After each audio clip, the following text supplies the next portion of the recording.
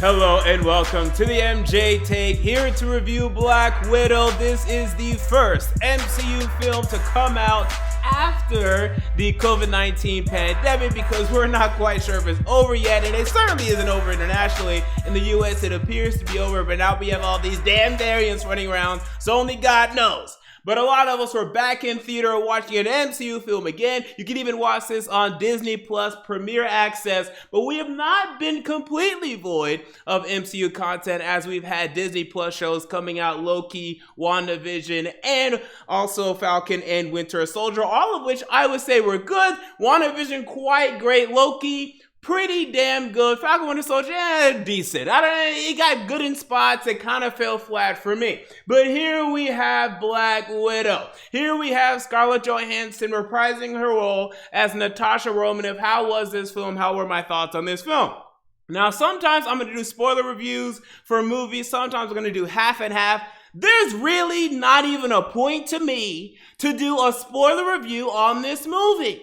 Not much of real consequence in terms of the MCU and stuff that I even want to discuss spoiler-wise is happening in this movie. Now, that's not to say that this is a bad movie. I thought this was a decent film and pretty much a run-at-the-mill Marvel film. They have their formula, and this was pretty much their formula. Now, it was a little different as they brought in a director.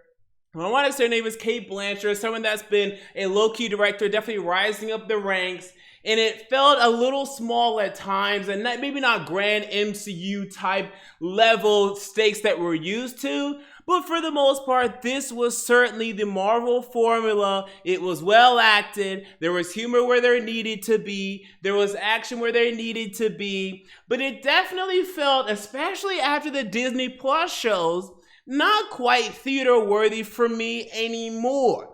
It was just as quality as Loki and WandaVision to me, slightly better than Falcon and Winter Soldier, but just a little more budget than those two shows, and barely. I just barely more budget there. But with that said, there were a lot of good things when it comes to this film. Again, the performances were fantastic. Now, there wasn't too much to pull from here story-wise. But you look at Florence Pugh, who plays Yelena Belova in this film, the sister for Natasha Romanoff. She was absolutely fantastic, and I believe she stole the show. Now, Scarlett Johansson still did a fantastic job as Natasha Romanoff, but to me, Florence Pugh and her character, Yelena, actually was the better of the two characters, the more compelling of the two characters, the more humorous, surprisingly, of the two characters, and the one that ended up having more emotional beats in the film. She did a great job, and we'll see. I'm not going to spoil. We'll see whether or not there's going to be more roles for her in the future. You look at David Arbor, who was playing Red Guardian, aka Alexei. He was a little hit and miss for me, but mostly good there. You look at Rachel Weisz, who was the quote-unquote mother. She also did a fine job. There was the same Marvel problem when it comes to the villains. Again, I'm not going to spoil too much here, but they were generic Marvel villains. It was very Iron Man 2, very Iron Man 3, very Ant-Man. Do we care about the villains? Not really. Is there a reason for us to? No. And that's frustrating because the best MCU films, you care about the villains. In Civil War, you cared about Zim and what he was doing. In Infinity War and Endgame, you cared about Thanos and what he was doing. It's one of the reasons why those two films and other great Marvel films separate themselves is the villains, because we have the origin / the solo films, the Captain Marvels, the Doctor Strange. There's so many of them that follow the same formula. If you're going to have a generic villain, what is going to separate this film from other films? And the structure of this film for me is also what limited it from really separating itself from other MCU content.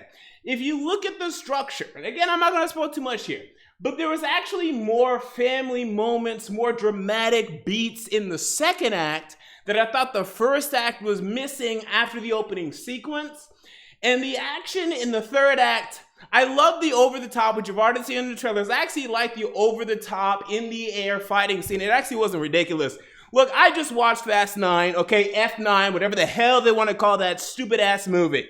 That had some ridiculous scenes. The falling scene in this film was actually way more believable than F9. So I don't have a problem with that.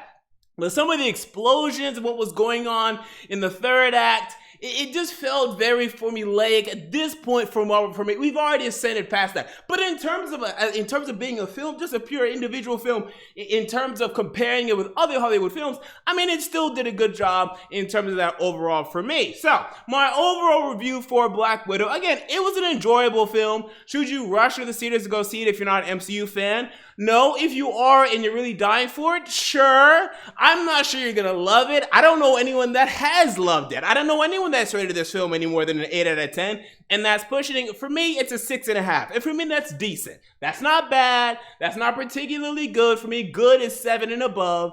For me, it's a decent film. If you're into the material, go check out Black Widow. So there you go, look at my thoughts on Black Widow. What are your thoughts? Comment down below. I want to know. If you enjoyed the video, make sure to like, comment, and most importantly, to subscribe. But until next time, this has been MJ, and I'm out. See you all later.